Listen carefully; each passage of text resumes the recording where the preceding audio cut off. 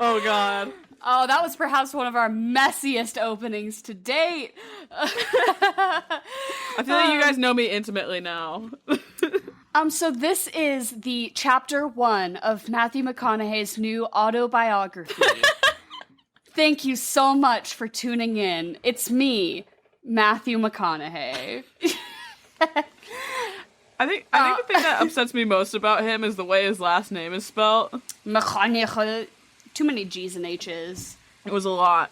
It's a lot. I guess a lot of people love his autobiography. I think it came out like last year, a year and a half ago. People at the library go ape shit for it. I've heard it's really good, but I've seen people like on TikTok read parts of it, like for I don't know why, but it's a thing. I don't know. Maybe I'll have to take it out sometime. Maybe we'll do a dramatic reading. I was gonna say this is not a book club. This is the Swamp, which is an acronym. Stands for some whack-ass movie podcasting. My name is Dara. I'm Emily. And we are covering The Wolf of Wall Street. If you didn't get that from our really awesome, clean, and professional opening, we are covering the 2013 film Wolf of Wall Street as part of our Male Manipulator March month.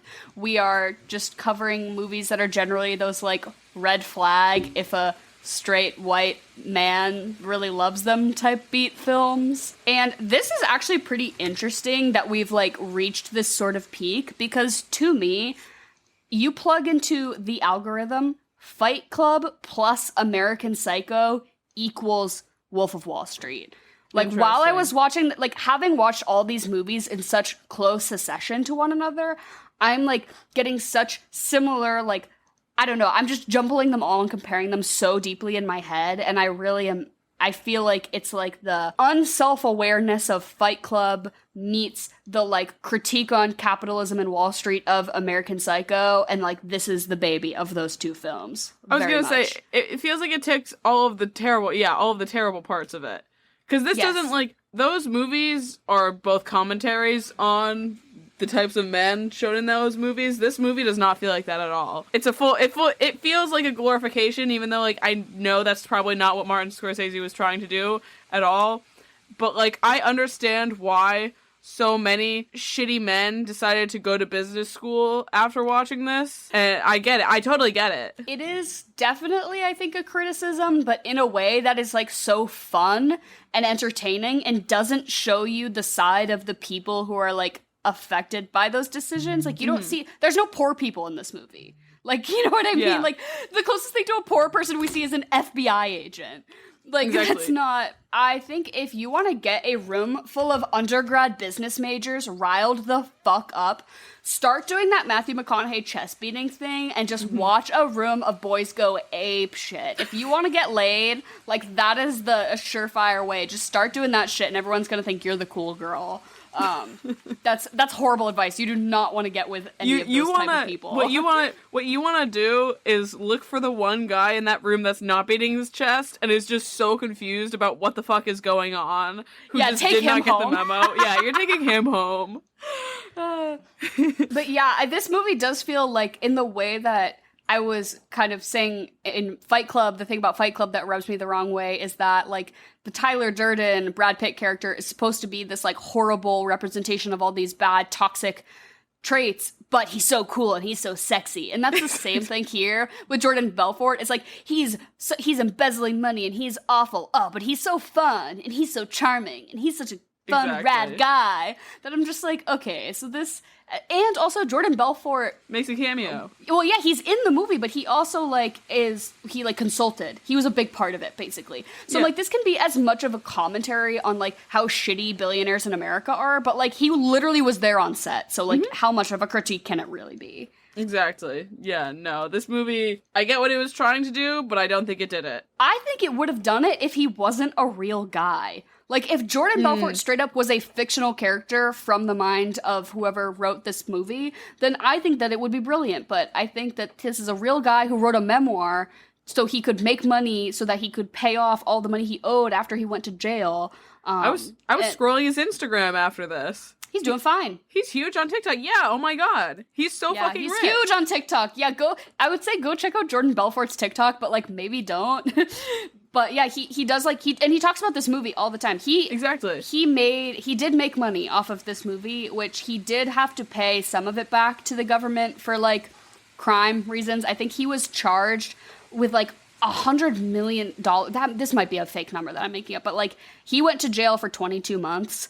And then afterwards they were like, out of all the money that you like embezzled, you owe the government like $100 million. And I think he's paid like 10 of it to date, but he sold the rights to his biography to Martin Scorsese for $1 million, which I don't know how much of that he actually kept. But then he made $250,000 when the movie started filming, and then again when it aired or like released in theaters. So he made $500,000 off of this movie that we know of. I'm sure he's made other, like, I'm sure he gets to like fucking get paid to speak at shit because of this movie. You know what I mean? He's definitely profited off of this. I think that's not a question. Well, this movie was fucking huge. It made close to $400 million. But it's tough because this movie's so fun to watch. Yeah. Like, I want to hate it, but I really like it. I was gonna say, that's like the thing that came to mind first when I started watching this. I was like, unfortunately, like, I really like this movie because it's fucking entertaining. It's not, this is not Martin Scorsese's fucking Irishman type shit. This is a very fun movie, and this is honestly probably one of my favorite roles that Leonardo DiCaprio has stepped into. I think he did a great job. I think he should have won the Oscar for this instead of for the fucking Revenant, where he's just heavy breathing. It was actually pretty interesting. I was looking up the Oscar stats, as I always do with any film, and so this one was nominated for 5 and won 0, but Matthew McConaughey won Best Actor this year for Dallas Buyers Club. So, good year for Matthew McConaughey all around, as far as, being in, that was a good recognized movie. Shit. And then this was the year that 12 Years a Slave, to the year that 12 Years a Slave won Best Picture, so that's what it was up against. It was up against a couple other things, too. I don't know if I would argue that it should have won Best Picture. I don't really think so, but it's too fun. It's up for 5. It's like too funny, right? It's too fun to win Best Picture, I could have seen it honestly winning something like editing. I kind of like the editing of this movie. I can't say I like the pacing. This movie's 3 hours long, and for what? Like, I know that we probably sound like broken records being like, we love a 90-minute film. We hate 3-hour movies. But that's just not true. Some of my favorite movies are 3-4-hour movies. This movie just didn't need to be 3 hours long. At least, like, if it was just even cut down by a half hour, 2.5, I could have done it. It just felt daunting. I watched this in 2 parts. There were even sines that I'm like, why is this happening? That, like, really, that 14-minute scene of Jonah Hill choking on a piece of cold-cut turkey, like, why was that there even at all? That one, if I had to choose something versus that to stay, I'd probably choose that one to stay, though. That was probably, it's just a fun scene. I really like it. It's funny. I think Jonah Hill really shines in that scene as well. Jonah Hill shines in this whole fucking movie. He's the star of this film. 110%. Him and Leonardo DiCaprio's chemistry is insane. Off the charts. And I would say, though, like, I think he did get a supporting actor nom for this, but, like, he is this movie for me. Like, he's the thing that keeps me, when I'm 2 full hours in and checking the clock, like, it's Jonah Hill that ropes me back in, and then I'm like, that's why I'm still here. That's why I stick around. For me, it's Jonah Hill, and then it's also Jonah Hill's outfits in this movie, because I want them so bad. The first scene that he shows up in, that fucking shirt that he owns, I would kill someone for that. It's like, it's different, what is it when colors are really pale? Pastel, yeah. It's like 4 different, like, pastels on, like, on each arm and then, like, each side of the shirt. It's gorgeous. How much do you want to bet that if I went into a time machine right now and I went to an Urban Outfitters around the time that this movie got, like, popular, that they had, like, a Jonah Hill inspired, like, not by name, but like Urban Outfitters was taking notes. Oh, for sure. 110%. Yeah, I love his teeth in this movie. I'm so mesmerized by his teeth in this film. I'm obsessed. It's outstanding. And I'm sure everyone knows, like, this is, like, again, I'm just regurgitating the top IMDb facts, but he wanted to be in this movie so bad that he decided that he would take the lowest amount of pay that would still allow you to be in the Screen Actors Guild for a movie. So he got paid $60,000 to be in this film, and he's literally has the second most amount of screen time out of everyone. God. Leonardo DiCaprio made $10 million off of this movie, and Jonah Hill made $60,000. Isn't that fucking crazy? Damn, good for him for, like, really committing. He was like, I want to be in this so bad, you don't have to pay me. And then he was like, well, just kidding. Can you pay me the lowest that you have to pay me? And they were like, okay. Which I'm like, couldn't they have afterwards been like, you get a tip? Right? Like, you get a little tip or something. But good for him. I love Jonah Hill. I absolutely adore Jonah Hill. And yeah, like you said, he is such a scene stealer this entire movie. It's outstanding. Him and Margot Robbie, of course. Oh, right. She was 21 when she did this movie. That's the thing that always baffles me when I watch this. Is that woman was 21 years old. That is a full-grown adult that I am looking at. I am 22 years old. That looks like a 35-year-old lady. That makes me want to kill myself. That makes me want to jump off of a bridge. I mean, she's Margot Robbie and she's Hollywood hot, but just, like, to have that sort of presence, right? Like, she should be, like, there are literally 30-year-olds being cast as high schoolers in shows. And she's 21 and she's out here, like, demanding the presence of being this, like, highfalutin heiress character. Like, she's fucking stunning. And I know that they were like, you don't have to do this nude scene because, like, if you're uncomfortable, whatever. And she's like, no, I have to do the nude scene. She's like, because that's my character's currency is her body. And this movie is about wealth. And she's like, so if I don't do this nude scene, I'm not committing to it. And for a long time, she, like, said that it was someone else's body with her head CG'd onto it because she, like, didn't want to admit to, like, her friends and family that she, like, literally did a full nude scene. But, like, that, I don't know. Good for her for, like, fucking owning it and being like, yeah, no, this is, like, good for my character development. I'm gonna fucking do it. And it clearly hasn't damaged her career. This is her, like, breakout role. Yeah, I was gonna say. Like, doing awesome. So I fucking love Margot Robbie. And she's always so smart. I love hearing what she says about movies that she's in, like, retroactively in interviews and stuff. She always has the most, like, poignant, just, like, yes, you're so smart. Like, you're beautiful and you're smart. Mm-hmm. There was a really great, on Trixie and Katya's podcast, which I'm sure all of you listen to, they were like, Margot Robbie chose a profession where she has to spend all day pretending to not be Margot Robbie. Why the fuck would she do that? If I was Margot Robbie, I would just be myself all day and I'd look hot and I'd sit by a pool and, like, that would be good enough. But she chose a profession where she has to pretend to not be herself, who is literally perfect. Mm-hmm. Like, that makes no sense. Yeah. But, like, fucking good on her. Mm-hmm. No, I love her fucking New York accent. Whenever it comes out, I love it in fucking when she's doing Harley Quinn. I love it in this. Just great. 10 out of 10. Across the board. Yeah, everyone's always talking about Tom Holland's dialect coach for his fucking Peter Parker. No. It's fucking Margot Robbie's dialect coach giving her that thick New York accent. That's what we need to be talking about. So good. So good. Like, could you imagine, like, this is your breakout role and you're acting alongside fucking Leonardo DiCaprio? He's pretending to snort coke off your tits. Life must have been so surreal. Must have been so surreal. Right. Well, she had the fucking guts to do it and do it good. So of course that's her, like, big standout breakout role, and of course she's a megastar now because, like, she fucking did that shit. Mm-hmm. But I also wanted to bring up one of my favorite facts because we're, preaching to the choir of Jonah Hill stans. Yes, of course. So that scene where he swallows the goldfish. Do you know that scene where they're like, oh, why are you cleaning your fish tank? And then he swallows the goldfish. He wanted so bad to actually do it. He's like, you get a fish and I'm gonna fucking do it for real. And they were like, Jonah, no. And he's like, no, like, just fucking test me. Like, I'll do it. And they're like, no, like, actually, like, there will be lawsuits. Like, there will be animal abuse lawsuits if you swallow goldfish. And he's like, okay, but, like, I'm gonna save you guys CG budget and I'm gonna put a real goldfish in my mouth and hold it there. And then we can spit it into a cup of water and then we can go again. And they were like, okay, I guess that'll, like, PETA's not gonna come after us for that. So he straight up puts a live goldfish in his mouth for real in that scene. Isn't that fucking, and he got paid $60,000 for it. I love this man so much. I feel like anything I ever hear about Jonah Hill is just always amazing. Like, elevating him for me. He's probably one of my favorite people in Hollywood ever, honestly. And I love Beanie too, like that, like the sibling. Right. Like I'm not even bothered by the nepotism because I'm like, this is the flavor of nepotism I can get behind. Yeah, I like this one. Yeah. But also he on set was so they used like crushed up vitamin D pills as coke. Yeah.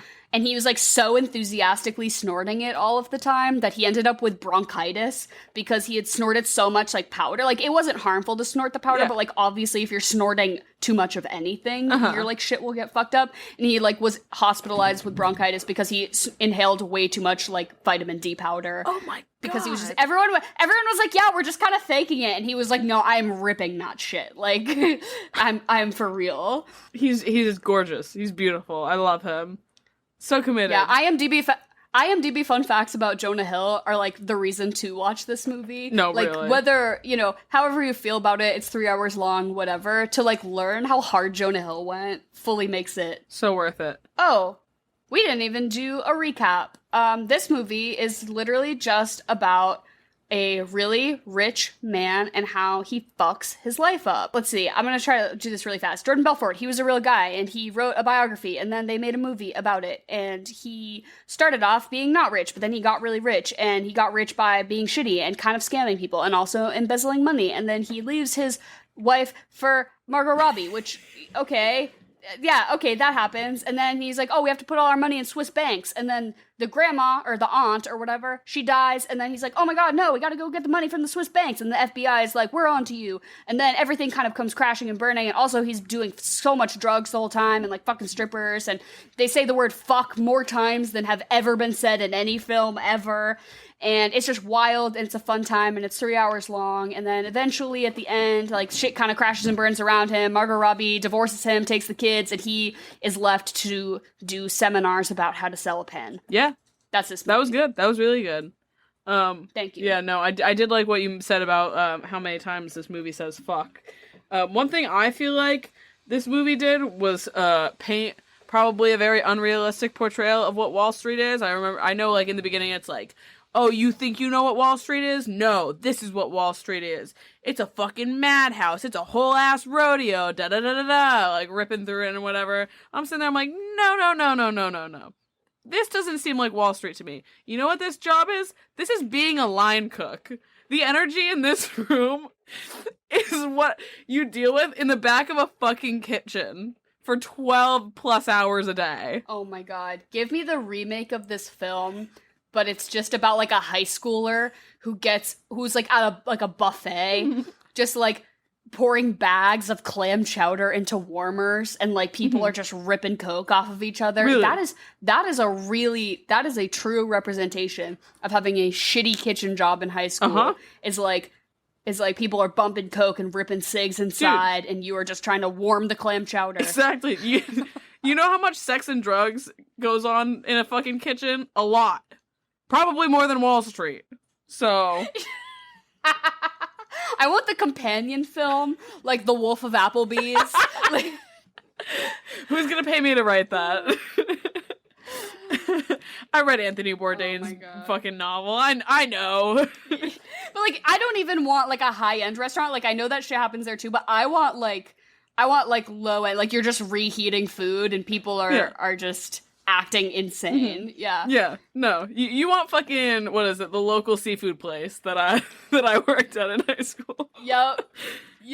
With the crab hat, you're like in a lobster mascot costume. I wish they let me about to pass out. I wish they let me keep it. That was my favorite thing. Whenever there was like something like really shitty to do, was like clean the grease off the floor because it was so slow. I would just be like, I'd like ask management, I'm like, can I just go out in the lobster costume? And I would dance in the street. I think this is really uniquely that the fact that the two of us both have mascot experience is so rare. Like statistically, how many people have that? And then how many people who host podcasts together also both have been mascots? Like, I think we might take the cake. Like, we might be the only one. We'll have to post this week. So our mascot photos. Right. But speaking of people who host podcasts, not that they need any, like, promotion here, but I thought it was fucking wild. I didn't realize it in, like, my past viewings of this film, but this time I clocked. So, you know, his sort of starting crew that they all, like, go out to that dinner together, and they're, like, his, like, starting guys, like the guy with the toupee and the Punisher and all those guys. So, you know, I think they call him Sea Otter. He's the ginger guy. That's Henry Zabrowski, who is one of the hosts on the last podcast on the left, which is one of my favorite podcasts that talks about, like, true crime and cults and, like, cool shit. I don't know. He's a podcast guy. Like, and he also is, like, a comedy writer on, like, Adult Swim and all that shit. But I was just like, is that Henry Zabrowski from last podcast on the left? And then I looked it up and I was like, what the fuck? So if Martin Scorsese wants to put some people from the swamp in one of his films, I will gladly be a background extra. Please. Yeah, no, I know, you know Chris Clemens? He's a YouTuber.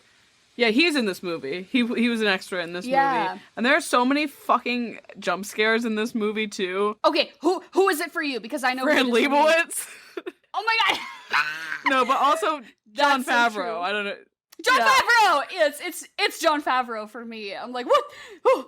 And also a little bit Kyle Chandler. It's like a soft jump scare. I was just like, Kyle Chandler? He's the FBI agent. He's just like a generic looking man who's in everything, and you're like, why do I know you from everything? Because he is in everything. But yeah, totally, literally my notes say Jon Favreau jump scare. Yeah, no, Fran Lebowitz was in this for literally like 0.3 seconds, but I was like, why is she the judge? And then, like, clocking the actual Jordan Belfort, like, at the very end. But, yeah, I don't know, his participation in this movie kind of discredits it for me. And, like, I know that, like, saying this makes me sound like an asshole or, like, pretentious or whatever, but, like, I think I enjoy this movie, but I don't like this movie. Yeah, right? No, I can get that. Like, I have a fun time watching it. I think the writing is brilliant. I laugh. I think the acting is great. I enjoy it. But, like, objectively, do I like this movie?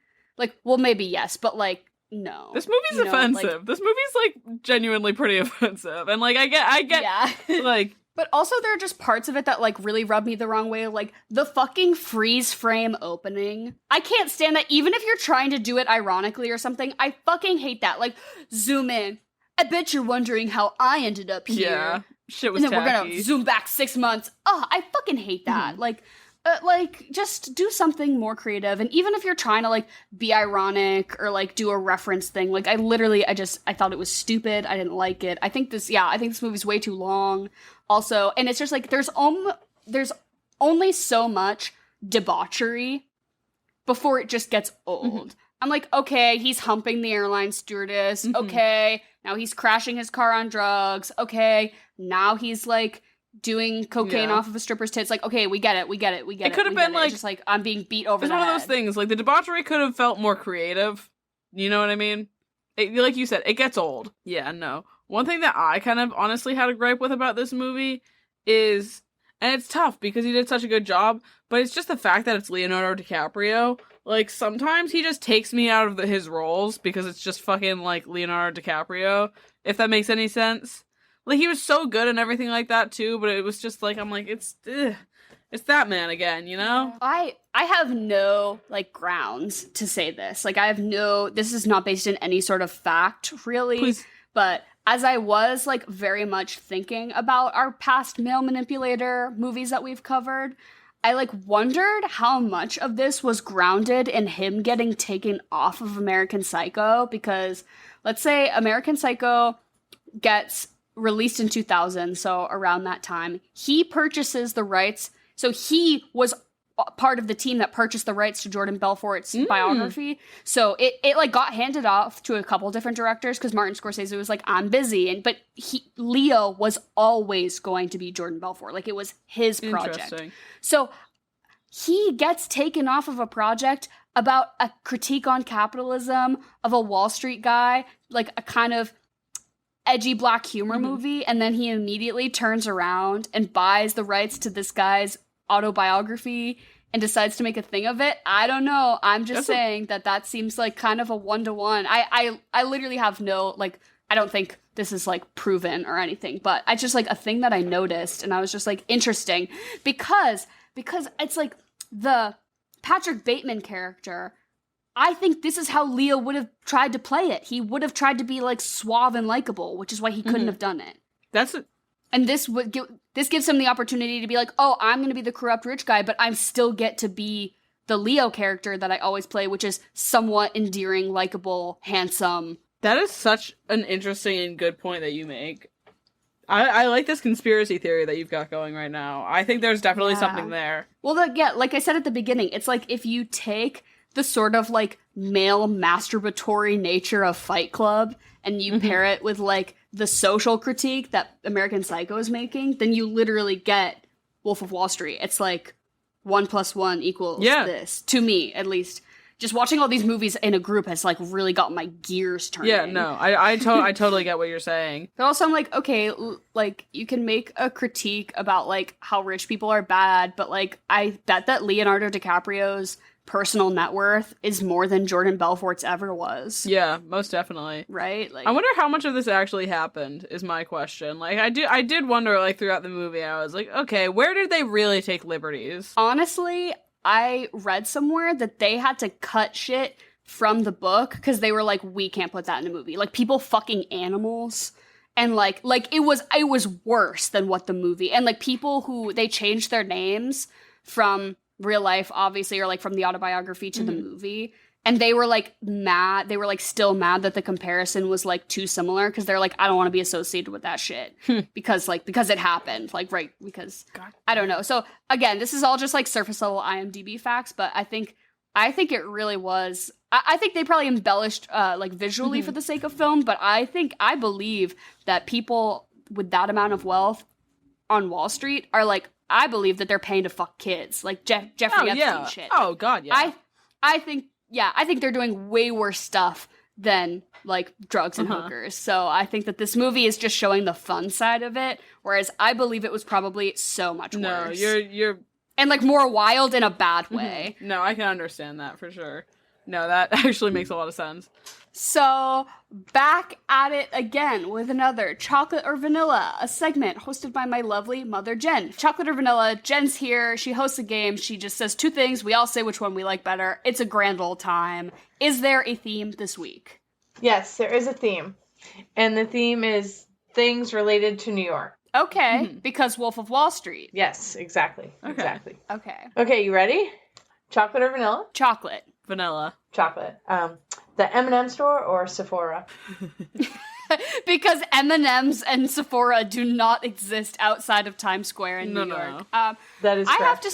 All Sephoras are, like, kind of the same, but the M&M store, I feel like that's, like, such a tourist destination with, like, the big wall, and you, like, make a bag of M&Ms and it costs $47 for no reason. But I'll guess I'll say the M&M store. Yeah, no, the M&M store is unique to itself. I'm gonna say the M&M store just for the slutty green M&M, strictly. Give her go-go boots back. Yes, I agree on all of those things. So I will say M&M store and, yes, go-go boots for the suite. Phantom of the Opera or Les Mis? I'm gonna say Les Mis. I'm honestly not that familiar with Phantom of the Opera as a medium. I've never seen it as a musical or a play, and I've never seen the movie, so I don't really know too much about it. So I don't know. Maybe I'll get around to it eventually. But I am a little slut for Hugh Jackman. I'll go with Les Mis. Yeah, I like Phantom of the Opera, but it's no Les Mis. So there you have it. I'll say Les Mis. Agreed. I was gonna do my Russell Crowe impression again, but I feel like Les Mis has just organically come up a few weeks in a row now, and I do it every time. Yeah, you guys have had enough of me, I'm sure. You kind of have to, I think. No, I'm gonna let it rest. Give it another month, and then it can come back up. A slice of thin crust pizza or frozen hot chocolate? Is frozen hot chocolate a thing that you can only get in New York? Yeah, there's this place called Serendipity, and they sell like $150 drink of frozen hot chocolate or something, right? Oh, from the Food Channel. Yes. I guess I'll go with the hot chocolate because I recently had deep dish pizza for like the first time really the other day, and I kind of liked it. I know people are always like New York or Chicago style. I'm like, why can't we like both? So I feel like people are like elitist about it. So I'll go with the hot chocolate because I don't think anyone's arguing about that. Very true. I am a whore for thin crust pizza though. I don't know if you've ever heard anything about New Haven pizza, but New Haven, Connecticut is supposed to have some of the best pizza, and I have had some of the best pizza of my life in New Haven. And it was the thinnest crust pizza I've ever had. It was so good. So I'll go No offense, Emily, but stop trying to give Connecticut culture. That just... Dude, it's fucked. You're really grasping at straws. Dude, it's really fucked. Connecticut decided to, like, make their, like, state food, like, pizza or something like that, and New York is mad about it. There was no grounds for it. I don't know why, but I just like a good thin crust pizza. I have heard that there's a place in New Haven, like Bill's or something like that, or... There's like three. There's three big ones. It's Sally's, and then there's Frank Pepe's, and then that's the one I'm thinking more. of. Yeah, Frank Pepe's, which is like a chain throughout Connecticut now, but like the original one is like the spot. And then there's another one. I can't remember the name of it right now, but yeah, no, it's Big Pizza's place. So can I choose New Haven pizza instead of New York pizza? I'm just kidding. Yes, That's fucked. No, thank you. Yeah, I'm gonna go with a slice of pizza also. The Big Apple or Gotham? Okay, so again, it's just nicknames, but you know that Gotham isn't like a nickname for New York City, that like Gotham's its own city. No, it definitely is a nickname for New York City. No, but like in the Batman universe? I think just in general, it's a nickname for New York City. I know that it's in the Batman universe. Stupid. Yeah. But, like, Batman doesn't live in New York. Batman lives in Gotham. I know. People call New York City Gotham. Who? Like... Since when? It's a thing. Well, I'll say the Big Apple because I live in Syracuse, which is, like, in the shittiest part of upstate New York, and I love to just walk around downtown and yell, I love the Big Apple, and things like that. NYC, so people think that I'm an idiot. No, I feel you. I'll, like, be driving, like, back into Hartford or anything like that, and I'll be like, back in the city. The big city.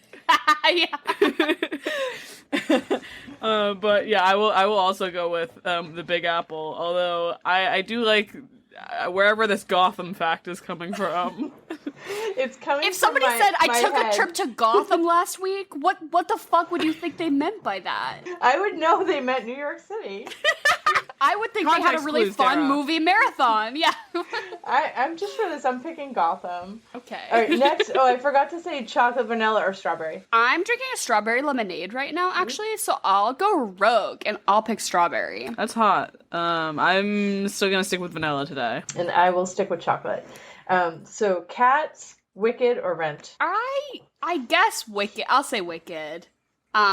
I've seen Wicked and I've seen Rent. I've never seen Cats. I don't really have any desire to see Cats, but I guess that's where I fall on that. I just feel like those are all kind of really different, but I guess we're just doing like a strict Broadway thing. But I will say the best Broadway show I've ever seen, Avenue Q. I love puppets. What can I say? Yeah, I'm also gonna have to go with Wicked on this one. I have never seen. I feel like I tried to watch Rent once and I did not get it. Didn't do anything for me. And yeah, same as Dara. Cats does not seem at all appealing. So. And Wicked is gonna be a movie with Cynthia Erivo and Ariana Grande, and I think it's either gonna be like a hot mess that's at least entertaining to watch, or it's gonna be really good. So we'll see. We will be watching it. Is Cynthia Erivo a really good singer? Yeah. Oh yes. my god. Oh, I didn't know and that. Harriet? She sings. Well, I mean, she only sings a little bit. She only sings a little bit in Harriet, but she started off as a singer. She was in The Color Purple, the like live stage production. Oh, I can't wait to see that then. Oh yeah, she's amazing. I'll take Wicked also. Hard Rock Cafe or Central Park? Central Park. There's something like kind of like morally wrong about the Hard Rock Cafe. That it just doesn't sit right with me, and it's like, why are you as a tourist going to like the Applebee's in Times Square? You know, like that's the vibe I get from the Hard Rock Cafe. Why are you as a tourist attending the Hard Rock Cafe for any reason? It's astounding to me the amount of artists that they've had like donate, or maybe not donate. I doubt they donate, but like the amount of like memorabilia every single Hard Rock Cafe has. It's insane. It's probably fake.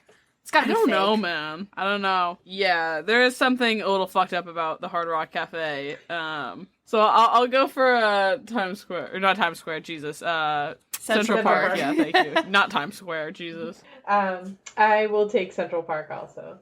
Next one is the Met or the Guggenheim. I am gonna say the Met. I did really enjoy the one time we went to the Guggenheim. I think my favorite New York City museum is the MoMA, personally, but I would say just like variety wise and just going to the Met for the first time is like a life-changing experience. Whereas I remember like going to the Guggenheim and just being like a little confused.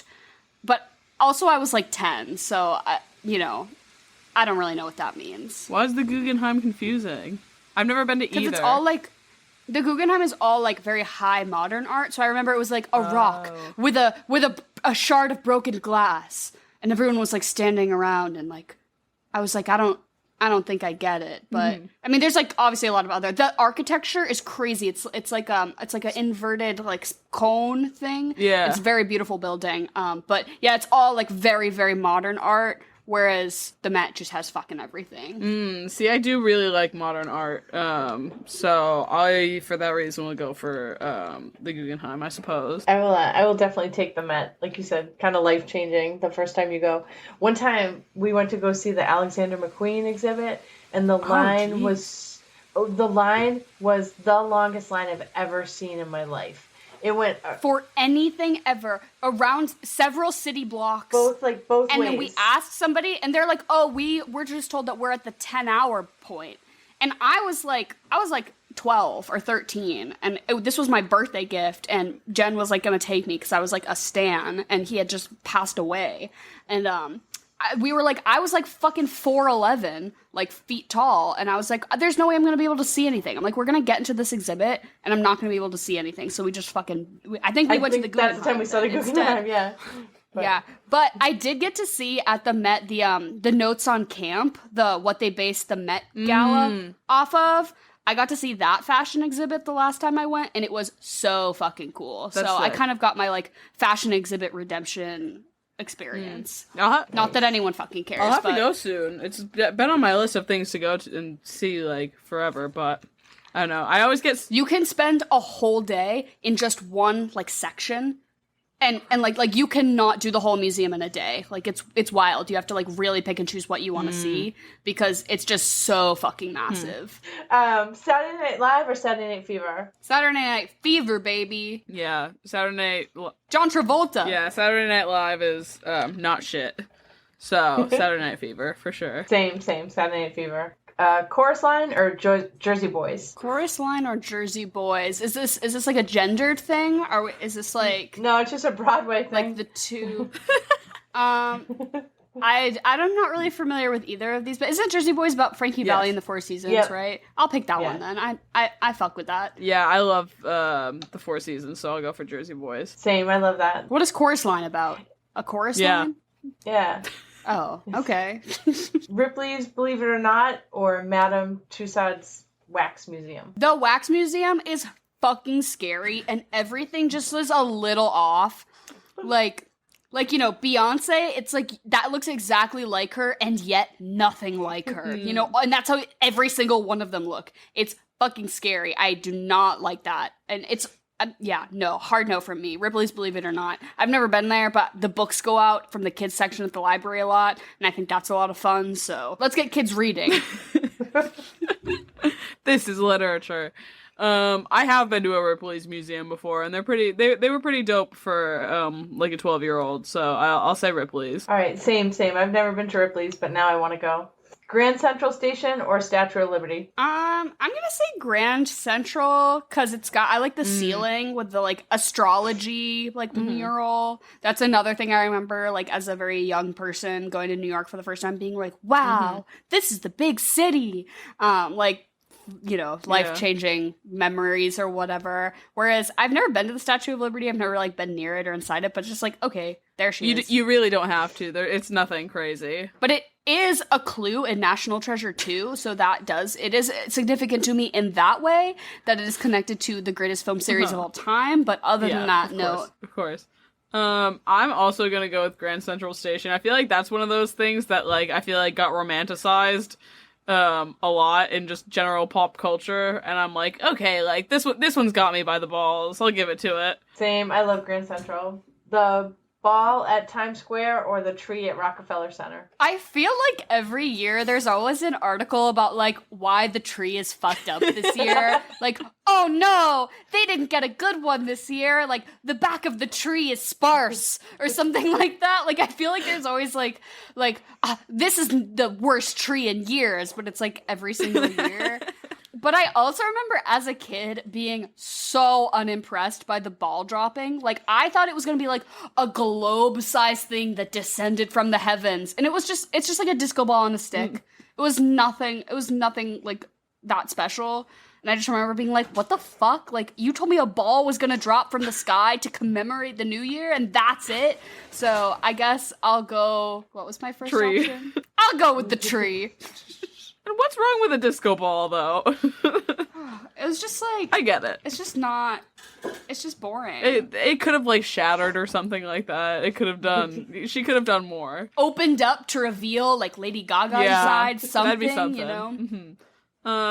I am definitely a Christmas gal, so I'll go for the tree in Rockefeller Center. Same, I'm gonna pick the tree. Have you ever seen the Rockettes Christmas show? No, unfortunately I have not. I want to go see that. That was my New York City chocolate or vanilla. Outstanding. It was like entirely tourist point of view, which I love that. Because that's all we always just do the touristy shit. But I like telling people that I live in New York, and they're always like, that's so fun and exciting. And then I don't correct them. Like, I don't tell them that it's like Syracuse, the shitty upstate part. So yeah, I live in New York. Love it. But as always, Jen, thank you so much for these lovely chocolate or vanilla choices. A nice little break in our discussion about Wolf of Wall Street to talk about M&M's and Sephora, Hard Rock Cafe. Yeah, Sephora, good shit. So as always, I'm gonna try to post this on Instagram, but I've been kind of slacking lately because I'm in grad school, so we'll see how that goes. But keep your eyes out on our Instagram and just for other shit in general. But Jen, thank you so much, and goodbye. Thank you guys. Love you. Have a great week. You know one character that I did like in this movie a lot? Actually, I'll tell you two. Was Jordan's first wife, for obvious reasons. Yes. But I also loved his dad, Mad Max. Yes! Yes, those are like the two sort of redeeming characters that we get who are like a somewhat voice of reason. Like a little bit. Because like obviously the FBI agent, but like he's just preaching from the law, so like who cares? But these are the only two characters who are ever like, hey, isn't this shit kind of fucked? And then everyone's like, no, you're lame! No, I did love his father coming in here. What was it? There's one line they were literally just talking about like women shaving and everything like that, and it's just he's like, I don't mind if it's a bush. The line delivery on that, I was just like, I like this guy. This guy, yeah, all right, he's all right.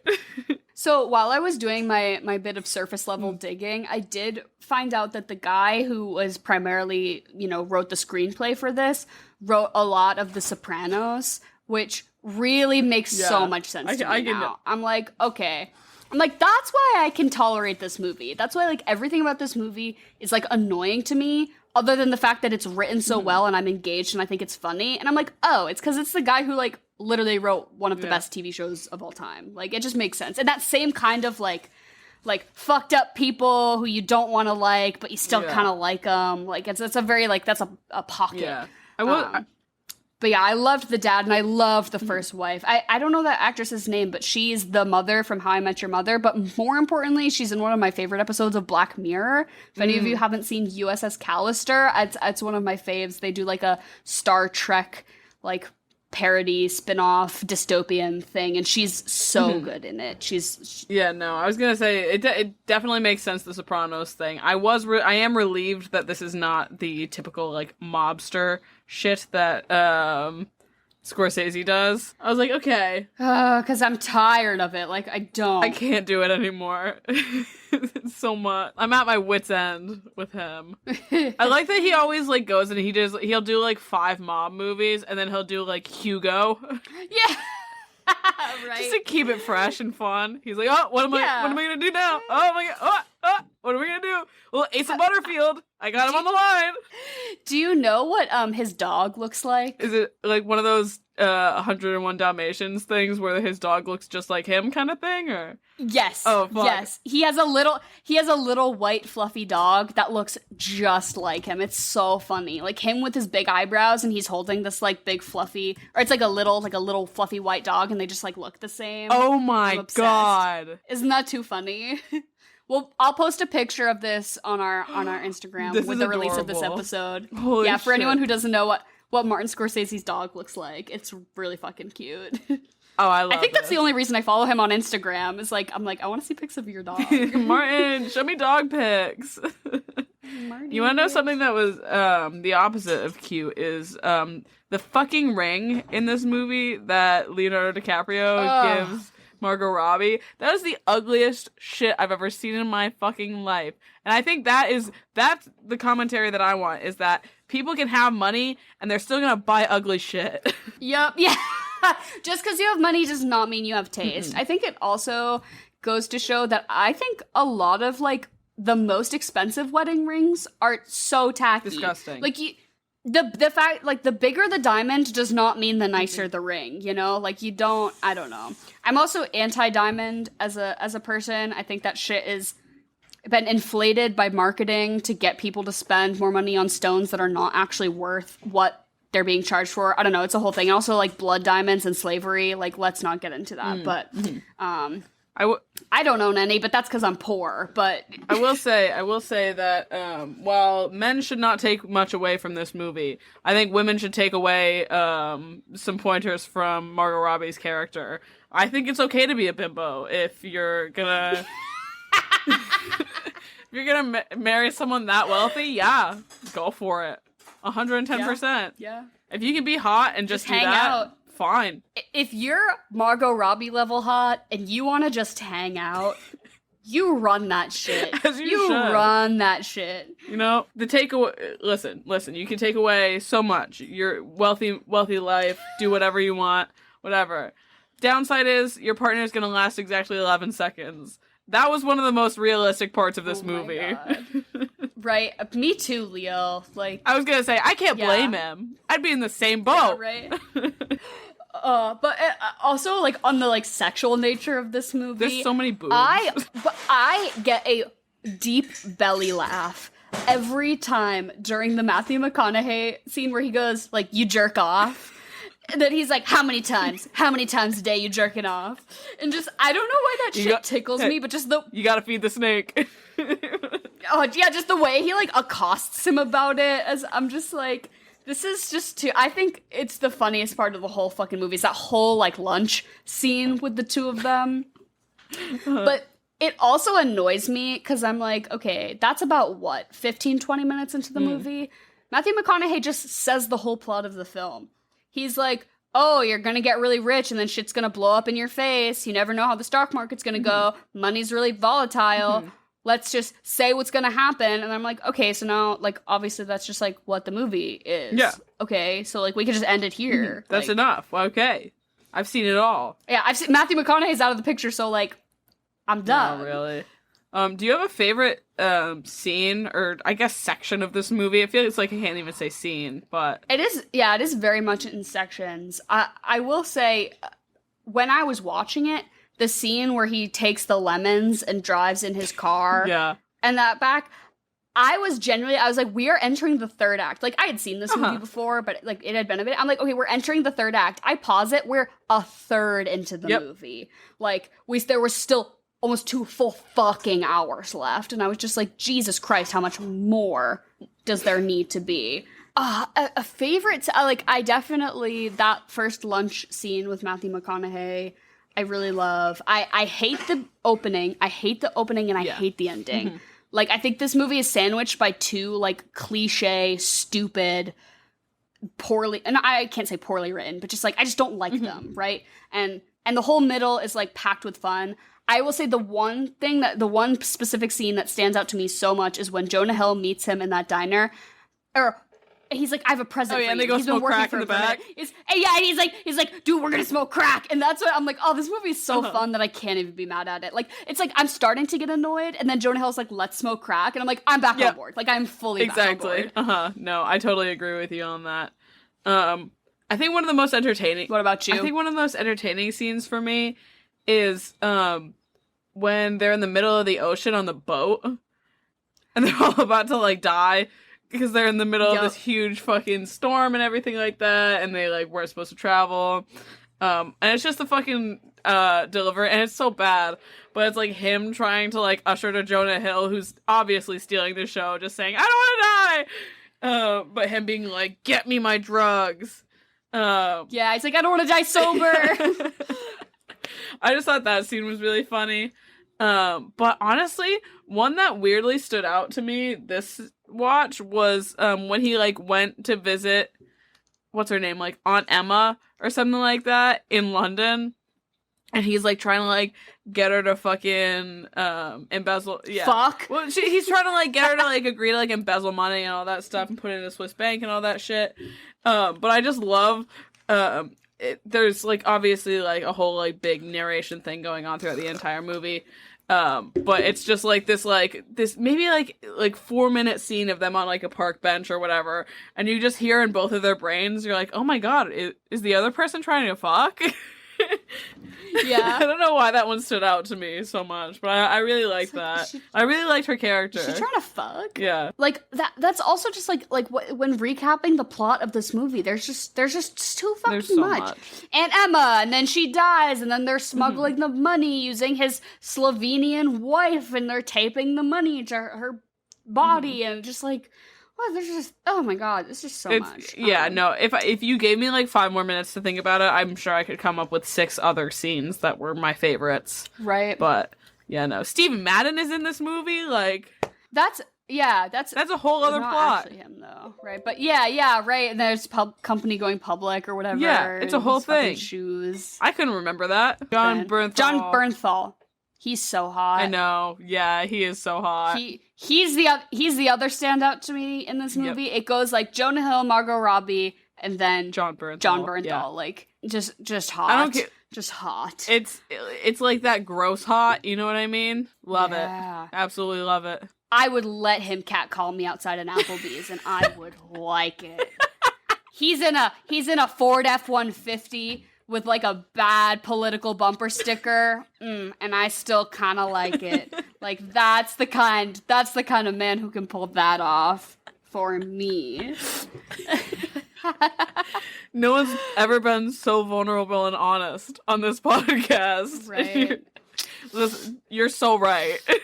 This is not related at all, but I feel like I wanted to squeeze it in before we get into our regularly scheduled programming, and that is the actual fraud that went into the making of this film.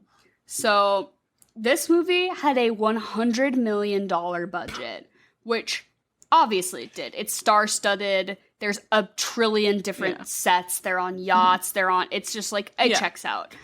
But the production company, Red Granite, was embezzling funds from Malaysia to fund this movie, and then after this they got investigated by the FBI. This movie was literally made with embezzled funds. Isn't that fucking crazy? Doesn't that like just come full circle and just like really tie the whole package together with a neat little bow? I encourage anyone to go check out. So they're called Red Granite, but it was the 1MDB embezzlement scandal out of Malaysia that the whole thing got shut down, but that's how they funded this movie, literally with illegal foreign That funds. is so fucking funny. Wow. Of course it did. Of course. But do we want to get into our regularly scheduled programming? Yeah, so I was just talking about how much I want to fuck. I don't even know his character's name in this, but John Bernthal. Yeah, I wanna fuck him. Should we start with... say that our three for screen time are obviously Leo, Margot, and Jonah. Yes, okay, glad. Which is who? Jordan, Donnie, and the Duchess. Naomi. Or the Duchess. Yeah, I'm just using formal titles here. Of course. This is kind of tough. I think I got mine figured out. Because it's like, obviously want to fuck Margot Robbie. Like, duh. Like, that's just so obvious. But now it's just like, between these two horrid men, which one would I tie myself to? Here. And so, honestly, I think I'm gonna inside out it. I'm gonna marry Margot Robbie because I would treat her right. Yeah. I'm gonna fuck Jonah Hill because that's just gonna be a good time. And then I'm gonna kill Jordan Belfort because I don't want anything to do with that. Yeah. That's entirely what I said as well. I'm gonna fuck Donnie because hopefully he lasts longer than Jordan. But it's just gonna be fun. I think it's just gonna be more fun. It's gonna be fun. Also, I'm gonna definitely steal whatever shirt he leaves laying around. Ah, yes. Yeah, kill Jordan, and then obviously you marry Naomi. I don't think I could ever make as much money as she needs to be truly happy, but I think I can lead a semi-successful life with her. I think I could last 12 seconds, so... There's that. Yep, entirely. And then out of the whole movie... This is tough, because, like, everyone in this movie is so hot.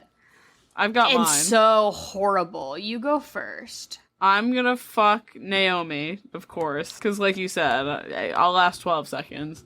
I'm gonna kill Matthew McConaughey. Okay. Just because I can, and because I hate how his last name is spelled.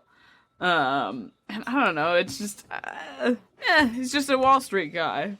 But, my firm stance throughout this entire movie has been that I will marry Teresa, Jordan's first wife. Yes! She cuts hair! She cuts hair, she seems lovely. We don't need much. We'll be happy. That's probably the best take that you could possibly have. Thank you. Who are you fucking? I John am Bernthal? gonna fuck his name's Brad in the movie. I'm gonna fuck Brad. That's duh. I know that's right. Duh. Yeah. I would also probably marry Teresa, but another character who really stands out to me as wife material is, like, his assistant in the office who's constantly marching around telling people to fuck off and make appointments.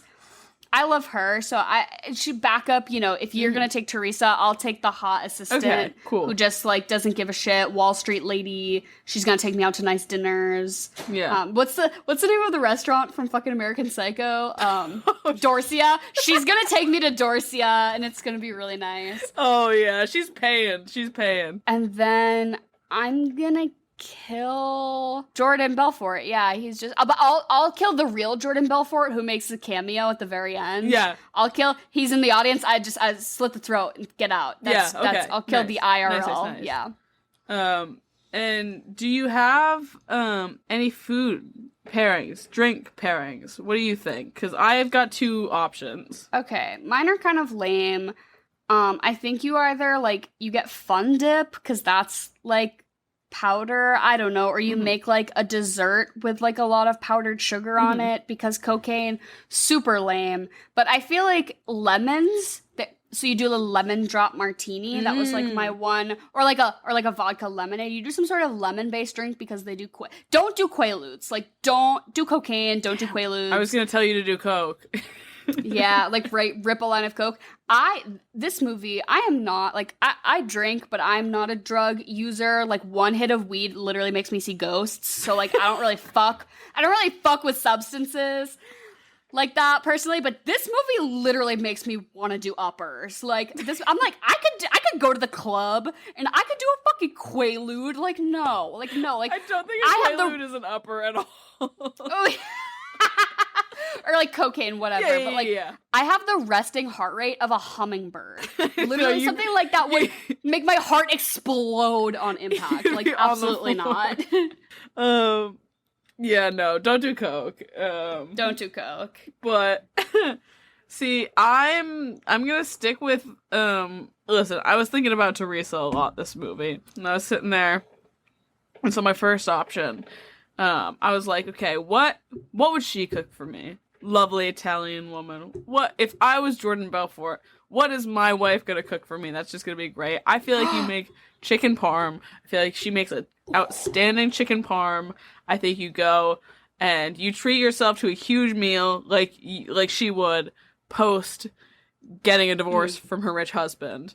Make a lovely chicken parm. You make some tiramisu for dessert, and you drink an Aperol spritz while you cook. Ooh! I think she'd treat me right, and you know what? That's why I'm gonna treat myself right, and I'm gonna make this meal for myself before I watch this movie. But my alternative option, it's very inspired. Pre this podcast recording that we're doing right now, I found myself in a position where I was eating the meal of a man that would glorify this movie and who would have this poster on his wall. It's kind of like that time of the, it's like 10:44. We're recording right now. I was like, okay, I already ate dinner a couple hours ago. My stomach's rumbling. I need something. Don't have anything in the house. What do I have? I've got 4 pieces of bacon exactly. I just slapped them on, not even a sandwich. I didn't make a sandwich. I just put them in between white bread. That's so sad. That's how, like, that's one of those things, like, I grew up, like, whenever, like, someone, like, cooked bacon, like, on Sunday or whatever, Sunday morning, you wake up, someone's cooked bacon, you just put a little bacon in between a piece of white bread. There you go. I'd say you could either make yourself a gorgeous chicken parm, or you make 4 pieces of bacon in between white bread, and you drink a fucking IPA. I drink an IPA because I can't chug it, and I shouldn't be chugging drinks like it's water. But you could take the college man, the college business guy stance and drink an IPA to look like you're fucking cool. Right. Yeah, or honestly like a Bud Light. Yeah. But not even like you've taken 12 credits of undergraduate business courses. Like, you know that like profit plus revenue equals net or whatever the fucking formula is. Clearly I didn't go to business school, but you've hardly a minor, even a minor in business is the tea. I also hate the like, sell me this pen. And at the beginning when he asked Brad, he's like, Brad, sell me this pen. Brad's like, write down your name. And he's like, I don't have a pen. And he's like, boom, just sold it to you. And then at the end, when his whole like shtick during his seminars is like, sell me this pen. Literally, it makes me like, it raises my body degree temperature like 3 because I'm like fucking infuriated. I'm like, this is so stupid. Yep. This is so stupid. Ridiculous. But and like a businessy school bro who's like, sell me this pen. I'm like, fucking shove it up your ass, David. But so what would you follow this up with? I have a movie and I have an activity suggestion. Interesting. It's not doing drugs, is it? No, it's Monopoly. Okay. I like that a lot, actually. I think you're like on the capitalist high that is Wolf of Wall Street. And like, if you're with the right group of people, play a fucking dirty game of Monopoly. Like, cheat a little bit, swindling, back deals. Yeah. Breaking, relationships are ending, enemies sworn for life type Monopoly game shit. I think like the energy of this movie would really make for an intriguing game of Monopoly. That. As I'm a board game person, so like that was where my mind went. But then my movie suggestion, Wolf of Wall Street. Wolves. Werewolf. New Moon. Ooh! The kind of wolf I can get behind. Jacob Black. So you watch the second installment of the Twilight Saga, you watch New Moon. That's my suggestion. I like that a lot. I also really like the Monopoly idea. I think that's genius. I also sort of took a similar stance because I feel like if you have decided to watch a 3-hour movie, I am assuming that you have all day to yourself to spend and do whatever you want. And Monopoly is going to require that. But I said, since you've got time to kill, I feel like you need to watch another like 3 or 4 hour movie. And I've got a couple of options for you. None of them are particularly adjacent to the Wolf of Wall Street. That's what you need, though. You need a breath of fresh air after this one. So I mean, like fucking Gone with the Wind. Go watch fucking Gone with the Wind. Or something like that. I hate that movie. But also, far away from this movie, you could watch The Sound of Music. Oh my god. Or if you're looking for something that's more recent and relevant in today's day and age, go watch The Batman. Honestly, I think that'd be a good one. But also at the same time, if you're not looking for a 3-hour movie, you could watch something that feels a bit more adjacent. If you are looking for something adjacent, you could watch American Hustle. It came out around the same time. It's also got a fucking all-star cast, minus Jeremy Renner. So there's that. Or if you just want to watch a Martin Scorsese that is far away from this, just go fucking watch Hugo. Yeah, right. Go watch Hugo. That movie's wild. Sacha Baron Cohen's in it. Like, what?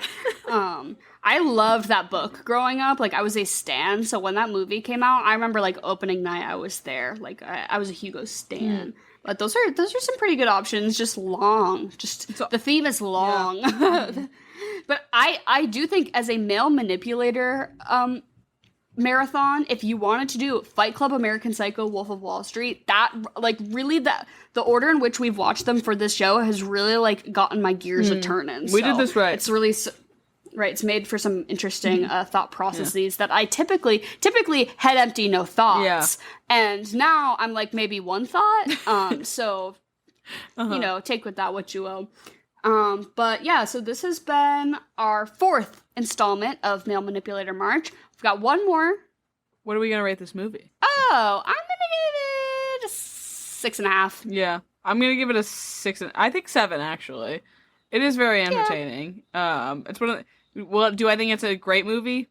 No, but I had fun watching it, and you know what? Sometimes that's more important. Yes. Oh, yeah. I completely agree. I feel like I have this as, like, 4 out of 5 stars on Letterboxd, which is, like, way overshooting it, because as soon as I put any sort of ounce of critical thought, because I think after you watch this, you're like, yeah, that movie fucking rocked! Yeah, and then you, like, actually think about it for a second, and you're like, okay, it's fine. Yeah, there's testosterone is, like, radiating around me. Right? I've grown a ball sack. I'm, like, doing my own taxes for some reason. I'm checking the stock market. I don't have stock. I bought an NFT of whatever Kirby. I don't believe in that shit. If there was a Kirby NFT, I would. Maybe I might be a little interested. Yeah, right. But yeah, so thank you for joining us. Wolf of Wall Street, week 4. I honestly don't think we still haven't picked what we're doing next week. So if y'all still have suggestions, slide into our DMs for Male Manipulator movies.